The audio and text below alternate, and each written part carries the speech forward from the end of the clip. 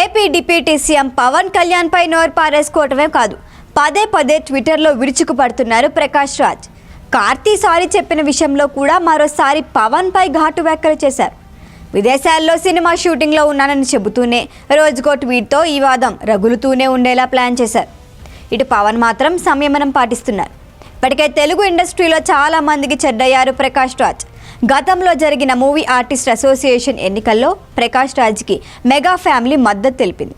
ఇప్పుడు ఆ ఫ్యామిలీ కూడా ఆయన చెడ్డయ్యారు. ఇక ఆయన సినిమా కెరియర్ ఎలా ఉంటుందో చూడాలి.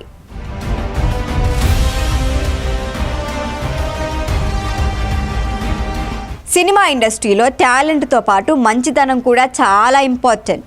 ఎంతమందితో సత్సంబంధాలుంటే అంతగా మంచి అవకాశాలు వస్తాయి. అయితే అవకాశాల కోసం అదే పనిగా చాడీలు చెప్పినా ఎవ్వరూ ప్రోత్సహించరు. తన పని తాను చూసుకోవటం, కాంట్రవర్సీలకి దూరంగా ఉండటం, ఇవే ఇక్కడ గ్రోత్కి మెయిన్ క్వాలిఫికేషన్స్. చిటికి మాటికి కాంట్రవర్సీలో ఇరుక్కునేవారంటే ఎవ్వరికి పెద్దగా ఇష్టం ఉండదు. క్యారెక్టర్ ఆర్టిస్ట్ ప్రకాష్ రాజ్ పరిస్థితి కూడా ఇలాగే తయారైంది.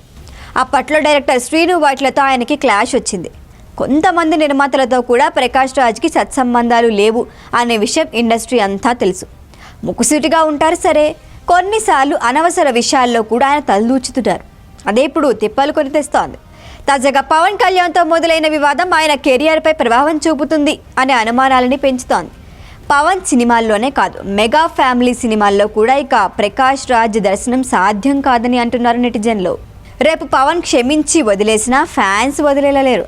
ఇప్పటికే ప్రకాష్ రాజ్పై విపరీతమైన ట్రోలింగ్ జరుగుతోంది. అందులోనూ ఆయన్ను మా ఎలక్షన్ సందర్భంగా మెగా ఫ్యామిలీ బాగా సపోర్ట్ చేసింది. ఇప్పుడు ఇక చేయాల్సిన అవసరం లేదు. అనవసరంగా పవన్ కళ్యాణ్ని ప్రకాష్ రాజ్ టార్గెట్ చేశారు. ఏదో ఒకసారి విమర్శించి వదిలేశారా అంటే అది కాదు.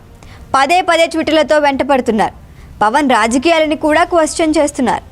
పవన్ కళ్యాణ్ ఇప్పుడు కేవలం జనసేన అధినేత మాత్రమే కాదు, ఏపీకి డిప్యూటీ సీఎం కూడా.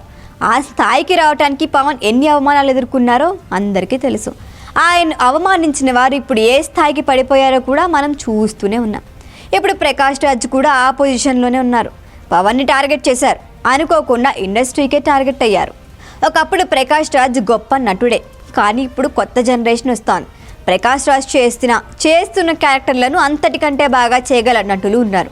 వారిని ఆల్టర్నేట్గా తీసుకొని ప్రమోట్ చేస్తే ఇక ప్రకాష్ రాజ్ పరిస్థితి ఏంటి?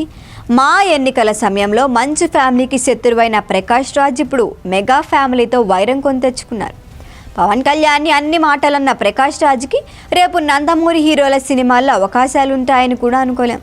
అంటే టోటల్గా ప్రకాష్ రాజ్ కెరియర్ టాలీవుడ్లో క్వశ్చన్ మార్క్గా మిగిలిపోయే అవకాశాలున్నాయని అర్థమవుతోంది.